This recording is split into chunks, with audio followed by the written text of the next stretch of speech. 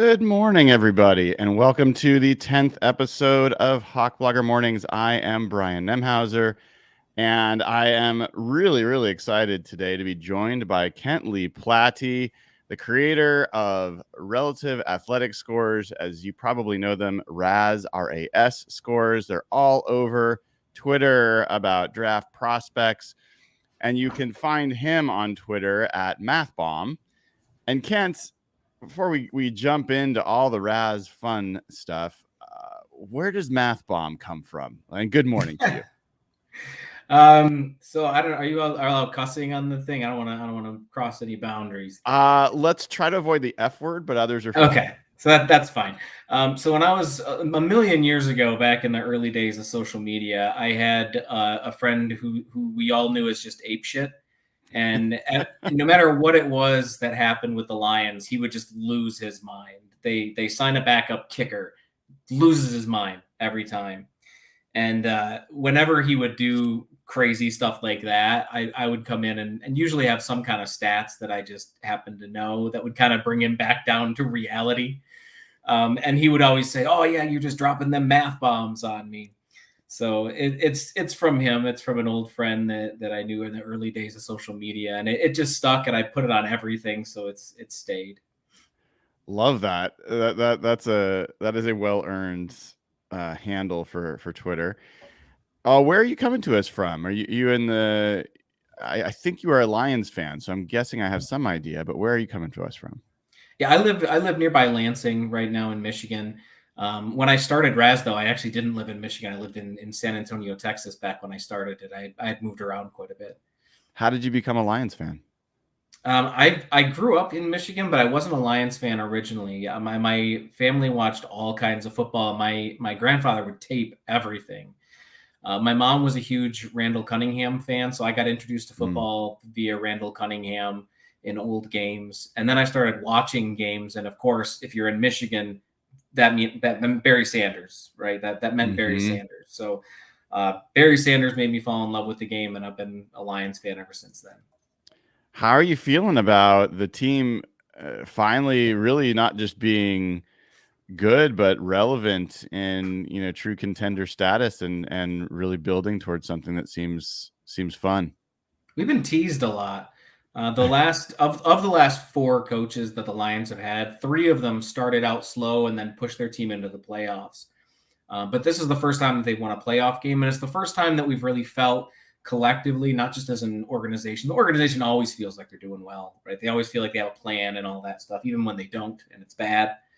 But this time, everything has always felt different, and you be very skeptical as a Lions fan, where they say something and you're like, okay, well, we'll see, Dan Campbell came in and said a lot of great stuff. He said like 3 or 4 crazy things, and that's what people pay attention to. Yeah. But he started saying things about how they were going to plan on developing. Everything was about long-term develop, and it was just develop. He drilled that into everything in his first year as coach. So when he started in his second year, it was like, we got to make sure he walks that walk, right? Lions fans aren't going to look at these players that they're developing and not see anything and believe that this team's headed in the right direction.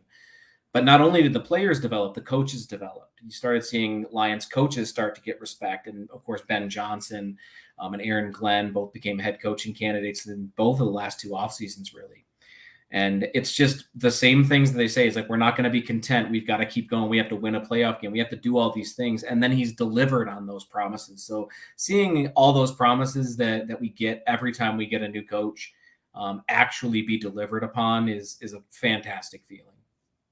Now, folks that are listening to this show and not watching are not getting treated to this mustache that you are rocking. So, Kent, give me that story. How long you been rocking that stash? So a little bit before COVID. So it's technically a COVID stash because I was growing it during COVID, but it started before then. I had thought to myself back in 2020, early 2019, that I wanted a bowler hat. I've always wanted a bowler hat. I didn't have one. And then at some point I was just like, I'm in my late 30s. I can just get a bowler, right? I can just go do that now. That's a thing I can do. So I ordered one, and then I started to grow I had a whole beard at the time. And when COVID hit, I was just like, yeah, I may as well just do the whole ensemble and have the hat and do the curly mustache and everything. And of course, it's just fun. It's memorable. People recognize me for it. So eventually, I started getting into it, and it's not going anywhere, I don't think. I actually almost lost it earlier this year. I got really sick and had a big just drainage from my nose and everything. I almost had to shave the whole thing off. Thankfully, it survived, and it's here to stay. Well, it is an impressive sight, and as Joey Walker, one of our YouTube members, says it gets a 9.99 RAS score, so it's impressive. I've seen people whose mustaches have mustaches. Mine's good, but it doesn't beat some of those. No, it's in the respectful, reasonable range, and I love it. It's great. When you started RAS, relative athletic scores, what was the genesis? Like, what kicked it off? See, the idea started a little bit earlier than this, but in 2013, which was the Le'Veon Bell draft. And it wasn't just Le'Veon Bell. That's just kind of what kickstarted it. Le'Veon Bell came out and he ran a 4.6 at the combine. And the narrative around Le'Veon Bell was that they were just worried that he was athletic enough to play in the NFL. And they kept repeating, he's unathletic. And it was all just because of that 40 time. He had run a very good cone time, even ignoring his size. It was very good. And when you look at the rest of his tests, taking into account his size, he was a very gifted athlete. He just wasn't fast. And I really disliked that narrative. And I started looking at the types of expletives we use and superlatives that we use. This guy is quick, but not fast. This guy is explosive. This guy is even just athletic and unathletic. They don't mean anything if you can't put anything behind them. And I try to think of a good way to do that. Ultimately, we ended up taking all of the players' testing data and comparing it to their position group, putting everything on a 0 to 10 scale, which is just percentile, right? It's just percentile back a decimal point. But the reasoning behind that was it's easy to explain. If you can look at a guy's score and be like, well, 0 to 10, how fast is he? Well, you got a score right there. You can figure it out. And the same thing for overall athleticism. Once you get that final grade, you can say, 0 to 10, how athletic is he? RAS does it. That's what it does. Same thing with simplifying how people engage with that data. We put everything in stoplight color coding, red, yellow, and green, because everybody understands red, yellow, and green, right? Everything was intent to be facing towards the fans and the media to help people understand that context of the data. I'm going to show really quick for folks that are watching along and may not have seen some of these, an example of a RAS score that I think you shared this morning. So this is a RAS score for Peyton Wilson, linebacker out of North Carolina State this year. And when you look at this, you've got the hand size, you've got arm length, you've got the overall RAS score here of 9.88. You've got the size grade, a composite grade there for height, weight, and bench. You've got composite explosion grade, which is vertical and broad, composite speed grade, which is 40-yard dash, 20-yard split, 10-yard split, and composite agility grade, which is shuttle and 3-cone. So walk us through, like, when you see this RAS scorecard, what do you look at, and what do these different numbers mean to you? So you're always trying to marry everything to tape. It's important not to just take the numbers for the numbers, right?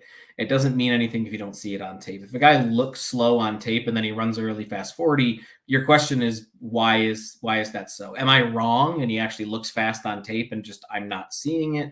Or does he just have like really bad form, or maybe he's being used in a way that makes him appear slower? You see that a lot with middle linebackers, who are sometimes asked to be a little tentative. One of the linebacker positions at Alabama, for instance, is often asked to stay off ball. They don't do a lot of sideline to sideline stuff. But when you're looking at the numbers in a bubble, you're just trying to determine, does this matter in the type of gameplay we're going to expect to see out of this guy? For instance, we're looking at a linebacker here who ran very, very well in the 40-yard dash.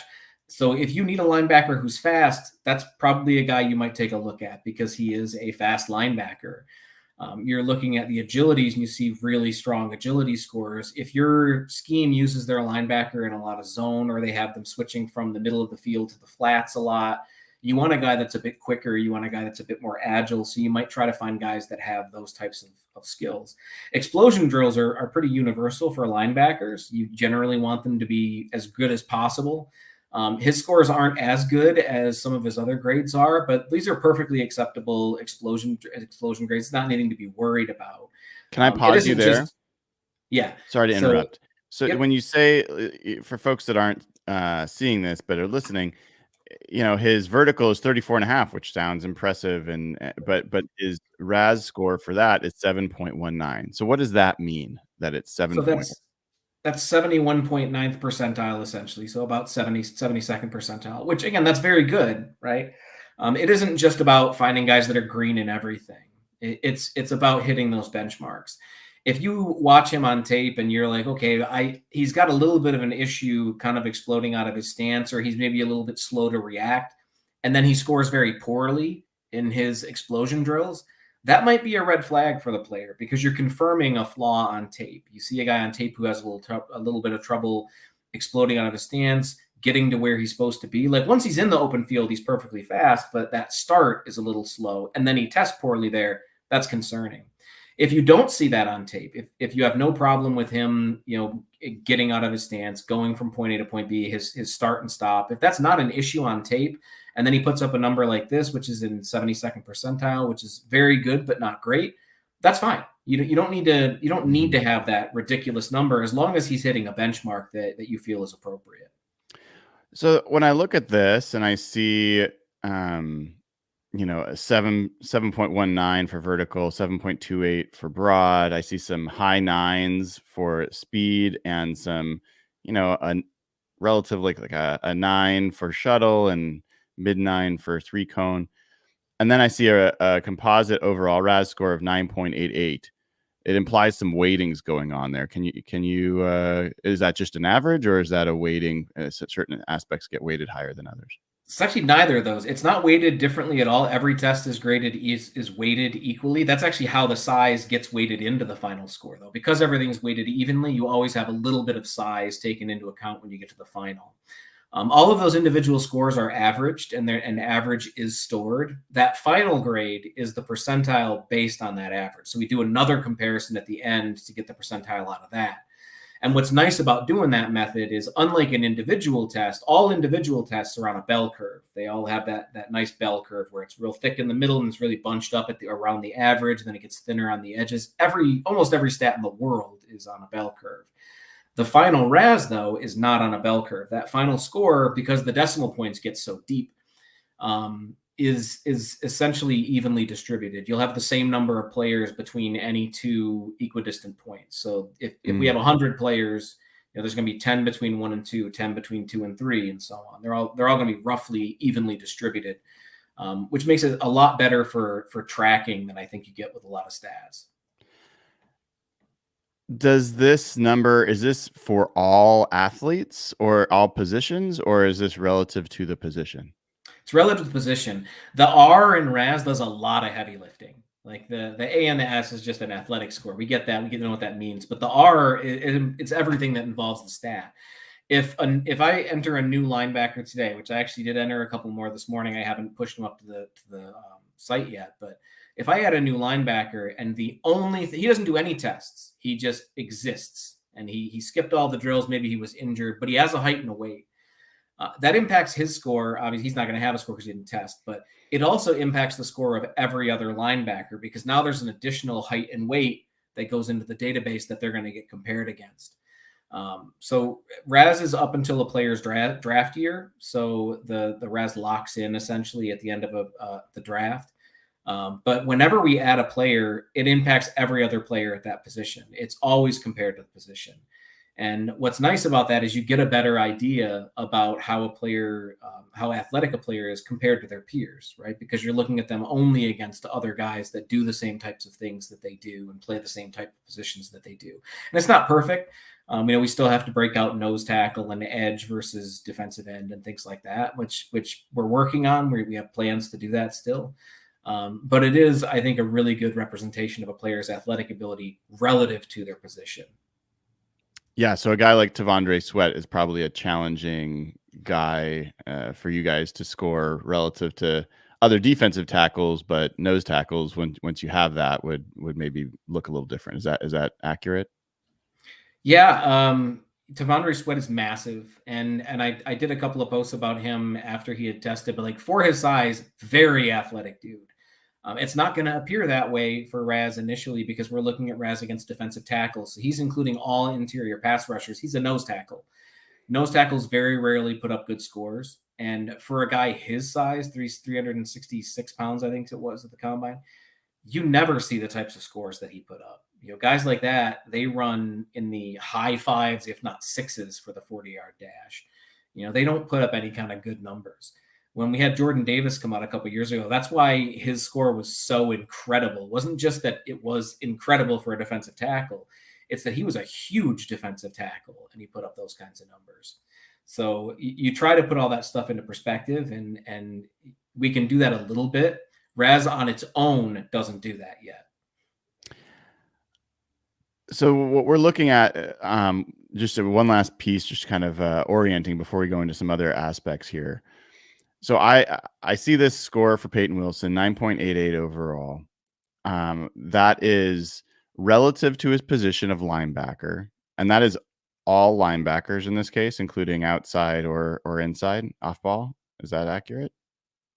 Yes, that's all linebackers. Linebackers, one of the tough ones. There's a million linebackers. I don't think you realize how many linebackers come out in every draft class. But yeah, for right now, it's all off-ball linebackers and most outside linebackers. Not all, because some of them do get lumped in with defensive ends, and I try to put them there because I think it's more appropriate to put them with defensive ends at this point. We are eventually going to break out all of those individual smaller positions. It's just a very tedious process. I got you. I mean, I was doing Seahawks roster review yesterday and even figuring out who's an edge versus a defensive end in the way the different schemes. I mean, it's almost impossible to get it universally right across. But I hear you. I just want to make sure I understood where things stand now. And that score does one of the things I wasn't always clear on is, are things like hand size and arm length, are those part of the RAS score, even though they're not given their individual RAS scores? No, those aren't included in the scores. When I did all the research to make the initial grading, and then I did it again in 2017 to make sure everything was still solid. But having two metrics to cover size was about as much weighting for size as I really wanted to do. Once you go past two, you get into the territory where really big players get a significantly unfair advantage. And I feel like the advantage that they get for those two scores now and the disadvantage that smaller players get at two is practically negligible, where once you get more than that, it starts to overly penalize smaller players and overly advantage the larger ones. Yeah, I was wondering if you had a decision you made at some point or have considered different aspects for different positions being included. Arm length, obviously, for offensive linemen is a crucial, often considered a pretty, or defensive linemen as well, a crucial number. Hand size is often considered a big deal for quarterbacks, but not necessarily for other positions. Have you found any correlation of these different numbers that you've tracked have higher correlation to success in the NFL than others for different positions? The individual grades, not for arm length and hand size, but when we look at like offensive linemen, the shuttle being a very big indicator, the cone for speed rushers tends to be a bigger indicator. Explosion drills for running back tend to be. You fall into this trap, though, where you start to overgeneralize when you do things like that. If you have a pass rusher like Myles Garrett or Bradley Chubb or the Lions' James Houston that don't really win by being bendy, they win by being explosive and using their length and things like that. You can't generalize that one individual trait for them because it's a different type of player. So there are some general examples like those ones that I gave that are indicative of success, but there's a point where You want to look at it more for the type of things that they do and the areas that they win at. I'm pulling up one of those such players in this year's draft class. Jared Verse certainly is, from a power perspective, one of the best power edge rushers in this draft. Maybe not one of the bendiest. So is this kind of an example of what you're talking about? Yeah, exactly. And it's just like I was saying with the linebackers, if they hit a bench line that or a benchmark that you feel is appropriate, then it doesn't really matter that he doesn't have the elite times. If you're not looking at Jared Verse as one of those bendier type guys, you're looking at as a guy that wins more with his explosion and his speed to power and that type of stuff. The agility drills aren't going to be much of a turnoff. If you're looking at him as a guy that you want to bend the edge, then that might be a flaw for you. If that's how you think that he wins and how you think he projects into the NFL, and him testing out about average in the NFL in that area, that could be a red flag for you. But if that's not how you view him projecting his skills into the NFL, those things shouldn't really matter. We had that whole conversation with DK Metcalf when he came out, when he had those really bad agility drills. And it was like, where in his tape is that a deficiency?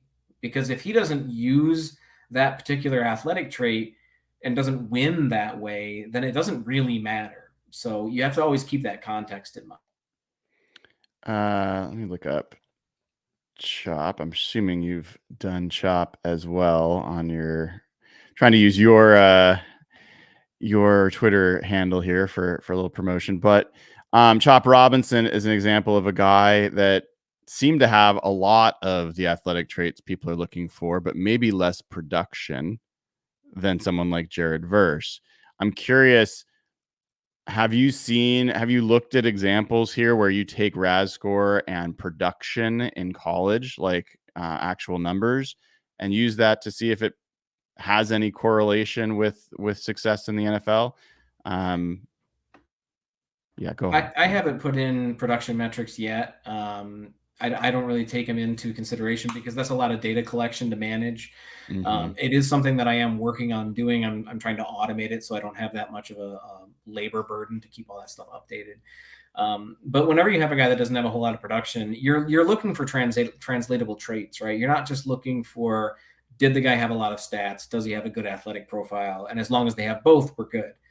If they have one and not the other, the question is why? Is it because of how they're being used? Ziggy Ansah came out some years ago, didn't have a whole lot of production. He was a ridiculous athlete, but he was also used in a very weird way in college. He was used, but they moved him everywhere. They had him playing off-ball linebacker. They even had him playing safety on a couple of plays, which was very weird for a 6'5", 270-pound guy. But they had him doing all kinds of stuff because he was so athletic and he could do it. He wasn't going to do that in the pros. And he went into the Senior Bowl, and the Lions had, I believe we were with Martin Mayhew at the time. And, he watched him play and was like, yeah, this guy is a true edge. We're just going to put him on the edge and have him rush the quarterback every play. And they made him into a 12-sack guy in the NFL before injuries took him down. Daniil Hunter very famously had like 3 sacks in his whole college career, some ridiculously low number like that. And his was just technique. He had no technique. He would just lean into the linemen and try to push him. But all those athletic traits were there. He just needs somebody to show him how to use his arms, So there's a development aspect that you have to take into it. And if you have a guy that's missing a couple things on tape, but you think they're easily fixable, then having a better athletic profile gives you that advantage once you fix those couple of things. You generally can't fix a guy who's, very stiff and very slow. Sometimes it's technique, but a lot of times it's just talent. There's kind of 2 classic mistakes that get made in drafting players. There's more than 2, but there's at least 2. One is getting enamored with the production that you see, and maybe what you see on film that you get really excited about, but you are actually ignoring the fact that the person is not quite an NFL athlete and just doesn't have the athletic ability to do what they did in college at the NFL level. So they overdraft for maybe how they played in college, production in college, things of that nature. And then the other side of it is people that get so enamored with the combine numbers, that they look past, production, and they look past lack of demonstratable tape to back up those numbers, and they really push someone up for athletic ability.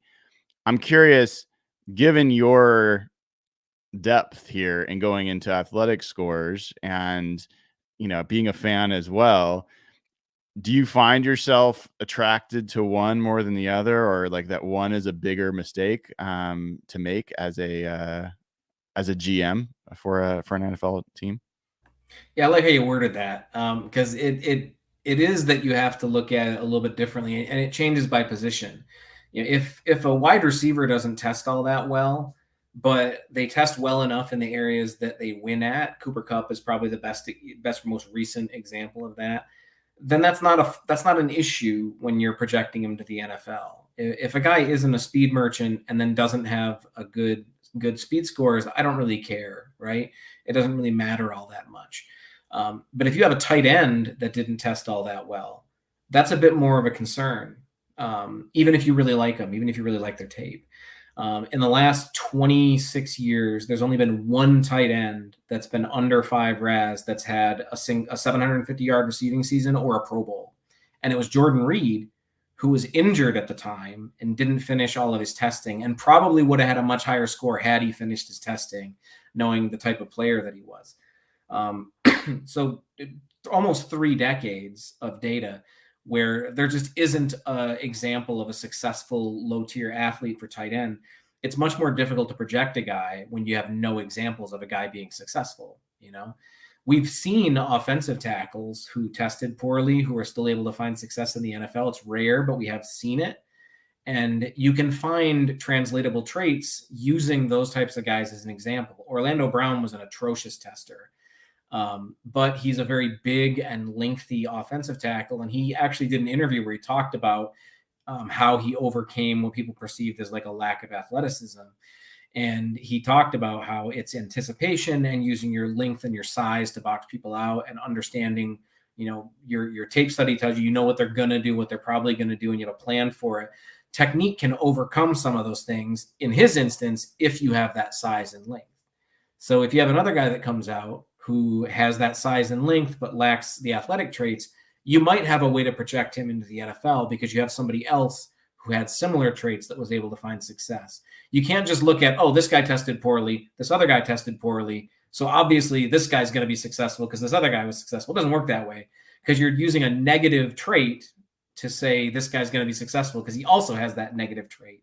That's not what you're looking for. You don't watch a guy's bad tape and say, well, this other guy had bad tape also, and he was successful, so this bad tape doesn't bother me. That's not what you do. You're looking for those translatable traits. And if a guy has something that another guy had that succeeded, and you can make that connection, then maybe the testing doesn't matter quite as much. But you can't just broadly assume that. Yeah, I'm pulling up an example here of a guy that confounded every NFL GM. Even the one that drafted him didn't draft him in the first few rounds. Puka Nacua last year goes late and becomes one of the best rookie wide receivers in history. And I see in his RAS score a very glaring missing part. He didn't do agility testing. Yeah, he actually did at his pro day. That one is before he had done his pro day. Oh, so if I might find another one here. Yeah. So you just sort by latest if you're searching on Twitter. Yeah, right there. Yep. And he didn't do very well there. Actually, he didn't do well there either. So I talked about Puka. I do a radio interview with the BYU guys every year, and we talked about Puka explicitly with Ben Criddle there. And he was shocked that Puka had tested as poorly as he did. And at the time, I had asked, was there any kind of injury? He hadn't heard of any injury, and I hadn't been able to find any example of an injury or anything. Sometimes that's all your explanation is that the guy was just hurt at the time, But clearly Puka fell. I mean, he wasn't drafted early despite the testing. Players with this kind of athletic profile had been drafted quite a bit earlier than Puka was, and he still wasn't. So I don't think this was just his athletic testing that put him in the draft where he was, but it certainly didn't help him. Yeah, it's always fascinating to me to kind of find these guys that slip through, and I think everyone's always looking for what's the thing we missed and how can we not miss it the next time. I want to, you mentioned tight ends, and I think that's a good reason to, maybe if it's okay with you, I'm going to transition over to your website, ras.football, ras.football. And great site. And you talked about tight ends, and you talked about specific RAS scores that were necessary for people to be a decent tight end. Can you say that? Go through that one more time. Like, what's the aspect of tight end play that matters, or tight end athletic profile that matters? Yeah, you just generally just want the best athletes you can possibly get at tight end. You know, you'll look on here, you'll see Jordan Cameron, Mike Gesicki, Vernon Davis. You know, all guys that were at least a little bit successful in the NFL. Noah Fant was a first rounder. Kobe Fleener was a starter in the NFL. And this is just the top 20 guys by score. Another first rounder and Darnell Washington. Rob Hausler was a starter. Luke Schoonmaker, I think, was drafted in the second. I might be wrong about that one. And Dan Campbell's a head coach in the NFL. Apparently, it also there you helps go. out with Yeah, that. pretty good one. But you start looking at tight ends. Tight end is one of the most athletically dependent positions in the NFL. There are very few players who find success in the NFL with low testing. Not zero, but very few. And as I mentioned, there's none in the past few decades that had poor NFL testing. You look at guys like Zach Ertz, Mark Andrews, guys like that who didn't have elite testing but still found success in the NFL. You generally find things like, well, they were really good in one area, like they were really agile or they were really explosive. It's just like any other position where you're trying to find those translatable traits, the things that they win at. For a receiving tight end, that's usually all traits. You've got to be explosive off the line because you have to be able to get off a block from a defensive end and get up to speed and get on your route quickly. You generally have to be pretty fast because you're going up against safeties. You're going up against defensive backs once you get past that middle of the field. And you have to beat the linebackers there on coverage when you're doing that. So speed matters. Your quickness matters because you want a guy that can run more than 2 or 3 routes. You can't just run a guy into the flat and give him those little flat passes every time. You got to have him do more than that to be a versatile weapon. So it's almost everything with a tight end that's useful for being one of those overall starting tight ends, right? But if you want a guy that's just a rotational receiver, a guy that you can still take advantage of, you don't need all of those things, but you do generally have to have at least a couple of them, which is why I think you see a lot of guys that find success in the NFL. They're at that very top. It's more than half of the Pro Bowlers for tight end, I think it was, were over 9, not just over 8, but over 9 for RAS. Interesting. And then that's unique for tight end, or that's notable for tight end versus other. It's not positions? unique, but it is notable for tight ends. Other positions you have where the elite is the guys that are more successful tend to be those elite guys. That's true of every position. But I think with tight end, the guys that are at the very top being the ones that find the success, whereas not just above that 80th percentile, but above that 90th percentile, I think is unique to tight end. Got it. So this year, interesting tight end class, and one that most people say is not a great tight end class. I happen to like it quite a bit because I think there's a lot of players in this kind of situation that you're describing that maybe have some really interesting athletic traits, but maybe don't have the production that to justify high pick. Couple guys I just want to get your take on. So Tip Ryman is one. I've got Ben Sinnott is another, and then I was going to look for. I'm sure he's up here somewhere. Theo Johnson. You can filter by year. If you in that draft year, just put 2024, and that'll filter it for just this year. That is an easier way to do it. Get back to the first page. So Theo Johnson is number 1, right? There you go. So you've got Theo Johnson at 9.93 RAS. You've got Tip Ryman at 9.91 and Ben Sinnott at 9.72.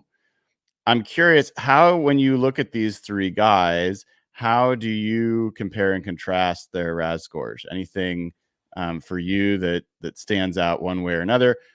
I was going to try the RAS compare, but I know that kind of finicky sometimes. So Yeah. just kind of curious what your thoughts are. Especially in real time. It's one of those things where if you want it to work and show somebody it won't work. Yeah. It's a touchy piece, but Yeah.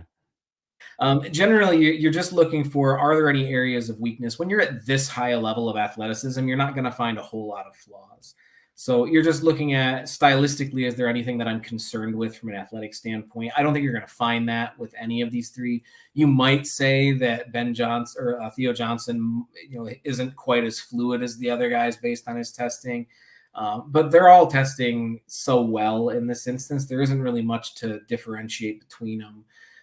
All three of these guys are phenomenal athletes and should be able to do whatever you ask them to do. That's when you got to start looking at the tape and seeing, do they actually do those things? Do I think they can project into doing those things? Just this, I want to make sure I'm understanding something you said earlier. So here's Theo Johnson, who is 259 pounds, and he runs a 4.57 40-yard dash, which gets him a 9.56 RAS score there.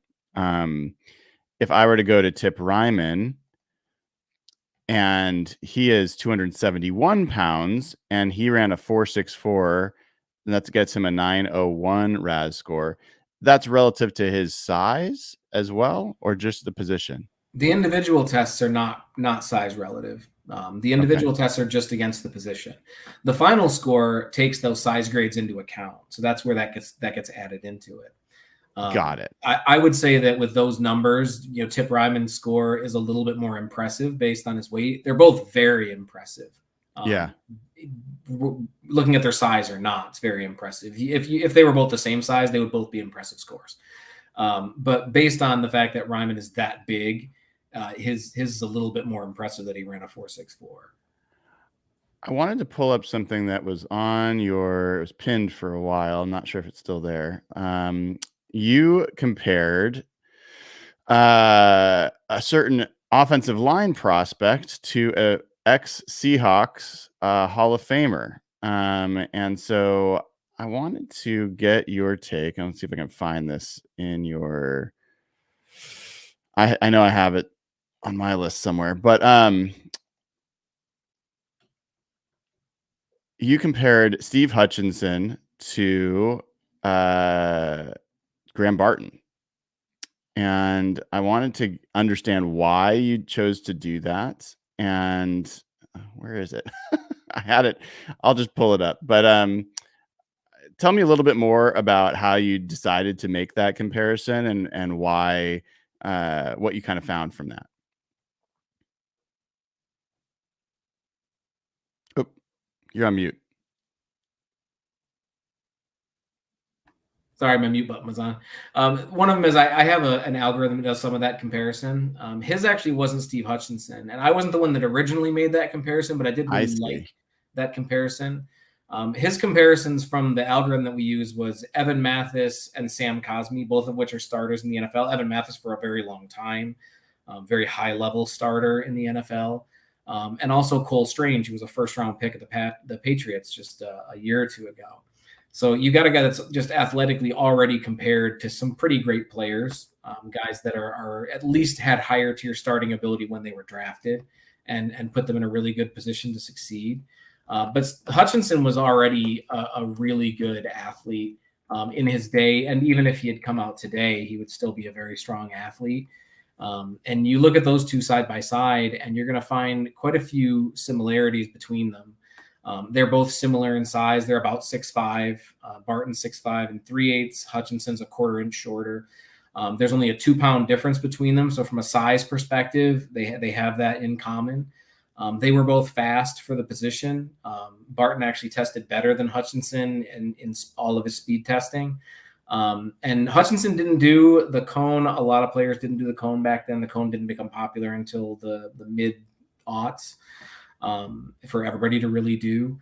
But Barton had fantastic tests in both the shuttle and the cone. So you start looking at those and you think, well, this is a guy who has at least the athletic capability that Steve Hutchinson did. And he has a little bit of versatility because even though you're looking at a guy who's probably going to play on the interior of the offensive line, this is a guy that could probably play outside and did in college. And you could play him at center if you needed to. He's played center before. So you have a guy that's versatile, that can be used everywhere, and has that athletic ability, that high tier starter athletic ability to really be used in a number of different ways. So projects very well to the NFL. And you mentioned his versatility, and I know that that affects RAS scoring in that here he is shown as a guard and is 9.99. I think I saw if he was a center, it would be 10.0 or something like that. And if he was a tackle, it would be lower. It would be still in the nines, but not quite this high. When you're looking, I mean, this is a unique kind of prospect. You basically pick how you think this player is going to be utilized in the NFL, and you pick that position as the one to look at him from a RAS perspective. So I try to do everything as easy as possible. It's a one-man show, so I do as much as I can. When I first put together my list of prospects for the whatever year that it is, I actually use the rankings for the Pro Football Network mock draft simulator, which I run. So it's a fully arbitrary positional listing, but it's based on the analysis of guys whose analysis I trust, the guys at PFN. I trust their analysis very much. So it's based on that initially, which is fully arbitrary. That's just an arbitrary, this is just what they were listed at. I will change that depending on what goes on during the draft process, all the way up until the actual draft itself, when a player is picked, because they'll announce whether it's a guard or a center or an offensive lineman, which I hate because then I have to just pick one at that point.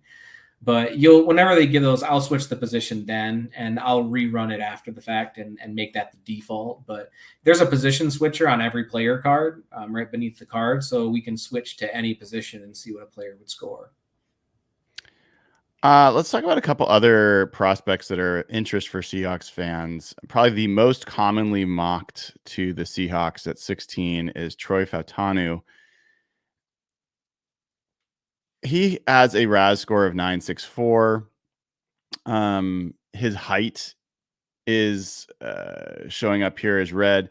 Now, this is showing as an offensive tackle. So let me go ahead and do what you just suggested and pull up the offensive tackles for this year and bring up Troy Fautanu. And if we were to look at him as a guard, we can see right here how that changes his score. And so all of a sudden, Troy Fautanu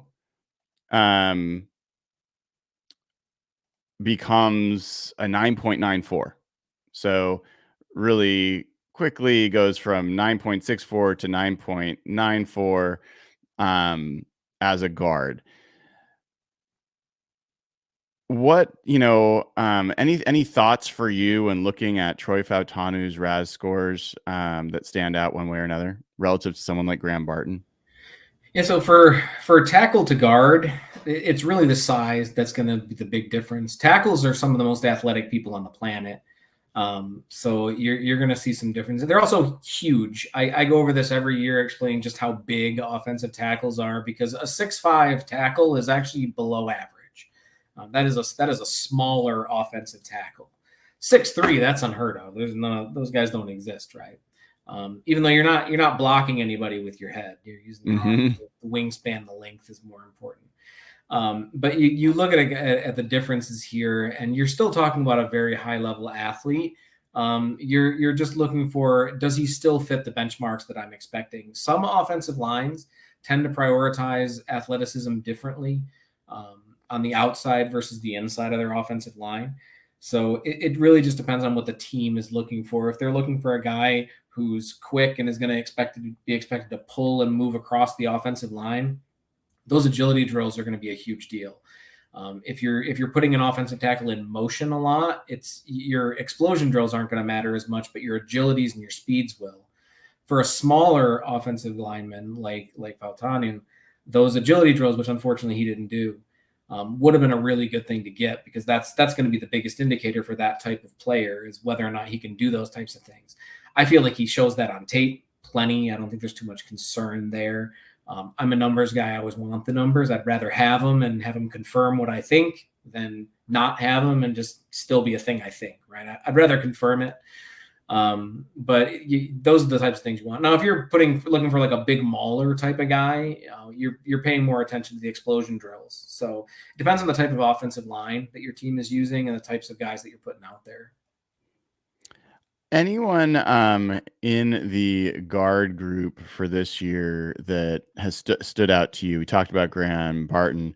Anyone else kind of on this list that we're looking at now that maybe surprised you or kind of caught your eye? One way or another. Could have been, thought they were going to do better and they did worse, or that you really liked what you saw. There wasn't a whole lot of guys that really did like lower than my expectations this year, which is a good problem to have. I think that Mason McCormick from South Dakota State, testing as well as he did, really put his name on a lot of people's radar. He was already a pretty well thought of prospect, but his testing really helped push him up into that upper tier. I think you can make that argument for Bo Limmer out of Arkansas and Tanner Bortolini out of Wisconsin. They were both pretty well thought of. But I think that it really helped their stock that they tested as well as they did. Oddly enough, Cooper Beebe doesn't seem to have gotten that same type of bump because his arms are still short, and that was the biggest concern that people had about him. I've always been a big Christian Haynes fan out of UConn, a huge fan of Christian Haynes. Him testing as well as he did was very cool for me because I was worried that it was a guy that I was falling in love with for his tape and he wasn't going to test well. So I was like, please test as well as I think you will, because I was kind of, I wasn't the only one on the Christian Haynes train. There's a lot of people that like him as a prospect. But I did have that concern, or heard that concern quite a bit with him, is that they didn't know that he was anything more than just a mauler.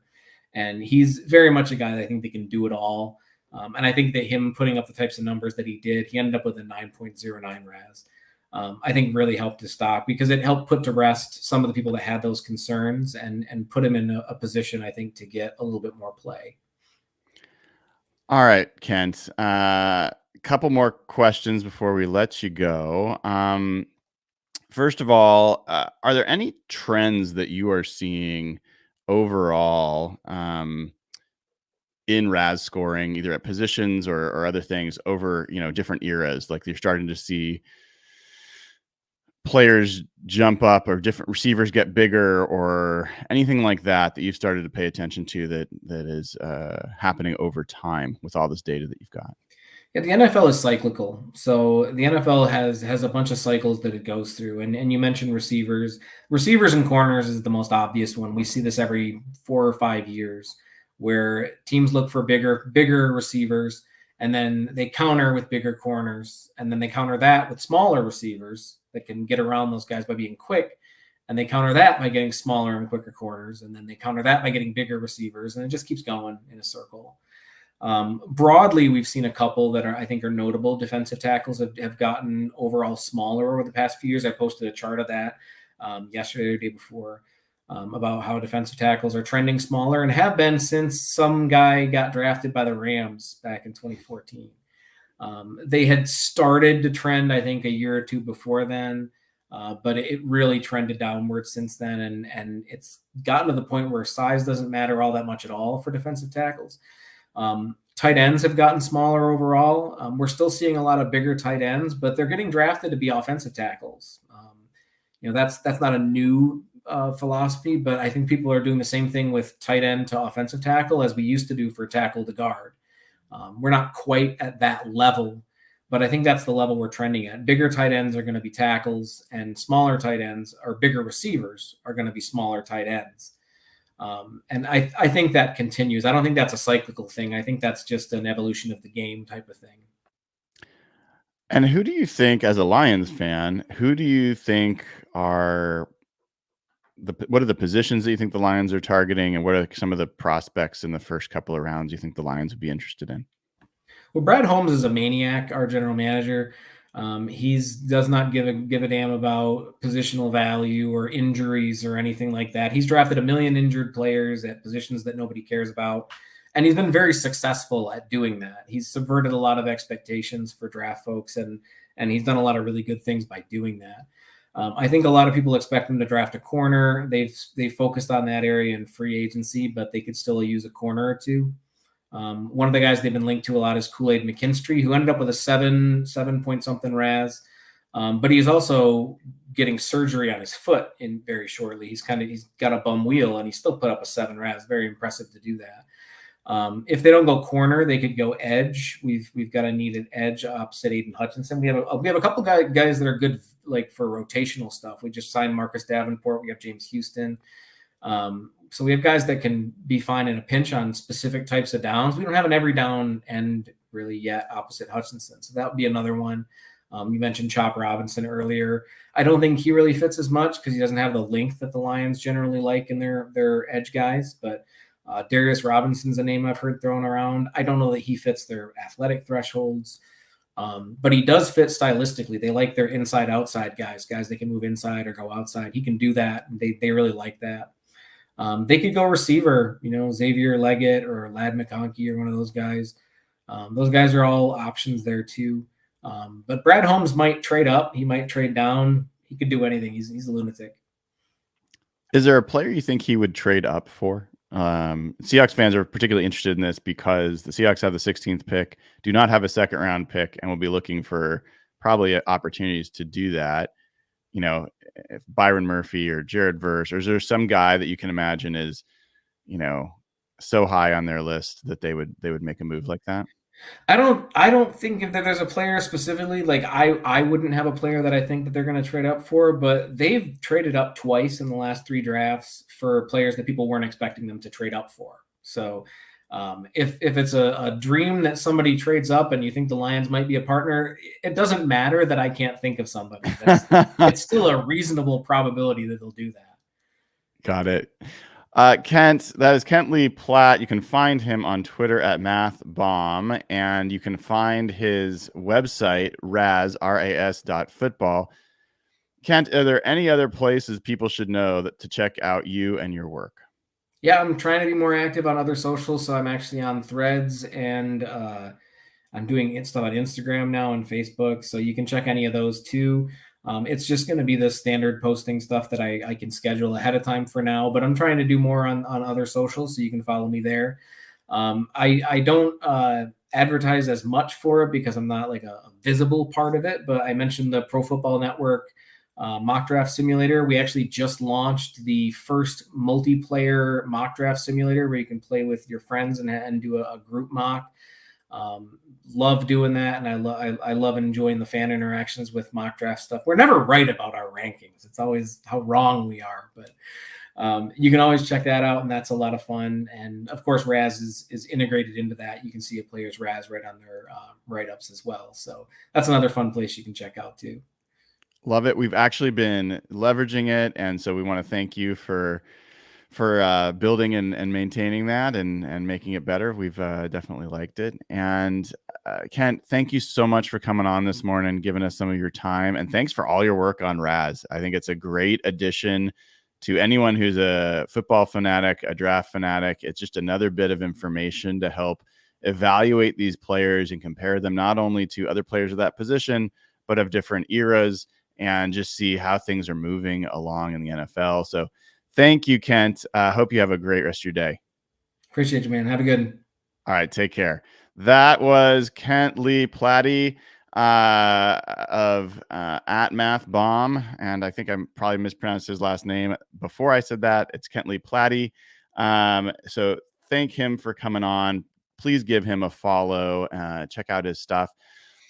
I find RAS scoring to be really useful. It's something it's not something you make a decision on. It's like people are like, PFF grades are the worst. They're stupid. And like, well, if that's the only thing you're looking at, then yes. But it is another piece of information out there, in addition to all the statistics, in addition to film, in addition to, scouts and other people's like there's all sorts of signals you can pay attention to. I think RAS scoring is one of the ones that's worth paying attention to. And I've even shown you on this show Mock Draftable, which I like, which gives you the spider graph and shows you where those players compare to other players of that same athletic profile. So yeah, there's lots of places to look to get some information. I think RAS is a really good one. Ken seems like a cool guy, so be sure to support him. And speaking of support, if you haven't already, give the show a like, click subscribe and the bell to get notified when we go live. And if you have not yet joined as a new member here on YouTube, please do. The link is in the chat. It's also in the description of the video. And we're getting, we have over 50 new members as of the last week. So we're growing super fast. Love to get that into the hundreds and thousands and have a really thriving community here. Need you to help make that happen. And if you want these daily shows to continue, I think we're going to need to grow even more. So appreciate your support there. And also at patreon.com/HawkBlogger. Join there, get access to the Slack channel. All the audio versions of this show are immediately available there after we are done. So please do that. And would absolutely love to have folks share this with other people, let them know what's going on here. So appreciate all your support. I will say that we've got a bunch of great shows lined up tonight. You don't have to wait that long. Tonight, Michael Sean Dugar is joining us on Real Hawk Talk with the crew. Excited to have him from The Athletic.